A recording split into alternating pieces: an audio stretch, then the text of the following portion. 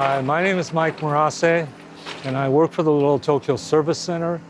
And I've been doing this tour of Little Tokyo for about maybe 10, 12 years.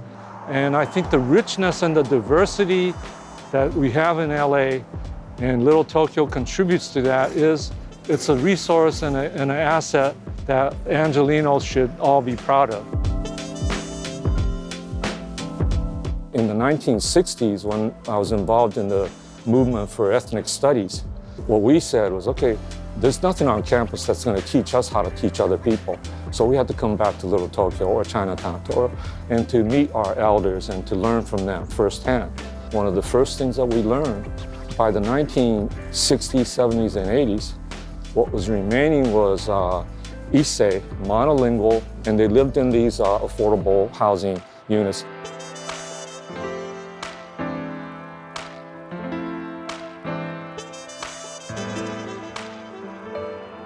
In 1884 or 85, when Little Tokyo started, a lot of the restaurants didn't serve ramen or sushi or curry rice or anything like that. They served American food because there weren't enough Japanese to customers.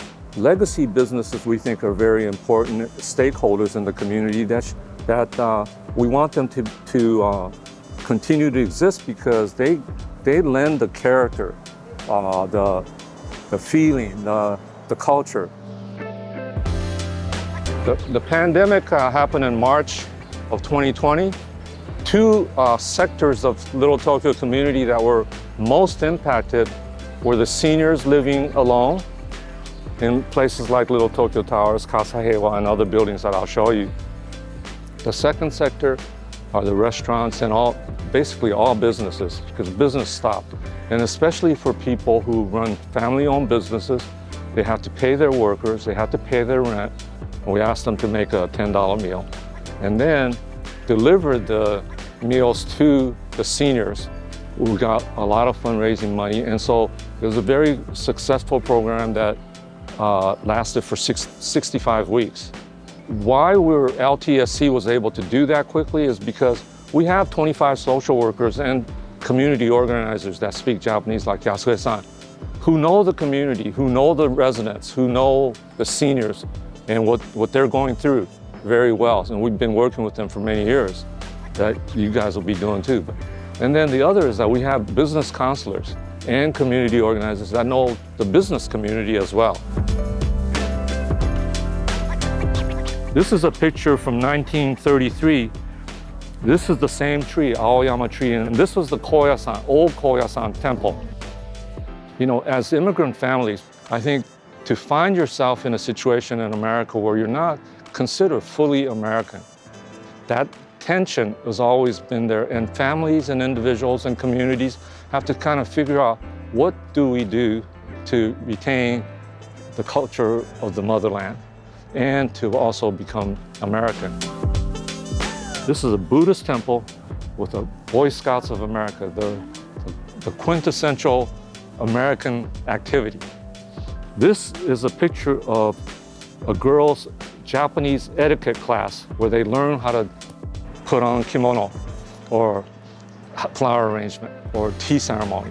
So trying to figure out, okay, what do we want our children to take with them? And some of the things that you want the children to have, you can't do it by yourself in one family. A lot of things have to be done in the community setting. This is the San Pedro Firm building. So this is the first building that LTSC worked on. It's a rehab building. And then Kasahewa was the first building that we built from ground up. Okay, so now we're able to have 46 low-income people live in the community that they want to live in and be able to, just have the freedom of being in a comfortable community.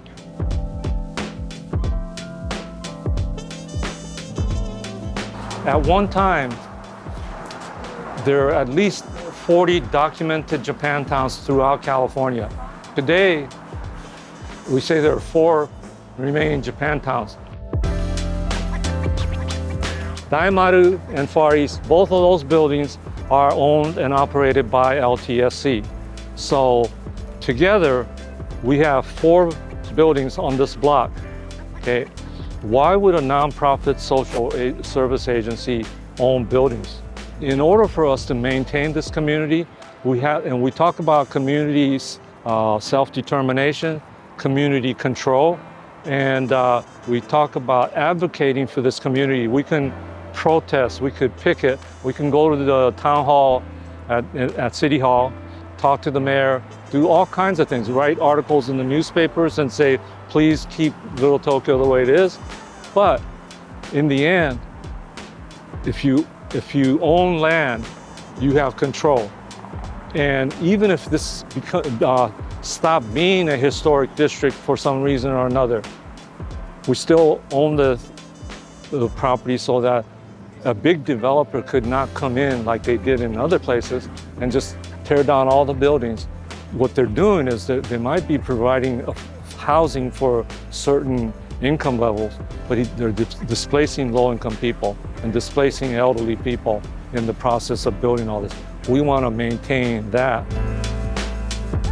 Yagura is a fire tower, and in those days when you had a cluster of families and a community living together, the biggest threat to their wood houses is fire. You ring the bell and everybody would have to get up and everybody would get the bucket and start what's called a bucket brigade to put out the fire. Yeah. The symbolism to me is that we need to have a Yagura in a community, and we need to have everybody, social workers, community developers, community organizers, everybody to do their part to sustain this community. What I want to do is I want to pass on what I learned about Little Tokyo and why I love Little Tokyo to other people. And I want all of you to pass it on to somebody else, because that's how one of the ways that we're going to keep Little Tokyo alive and having new people interested in this community. So, okay.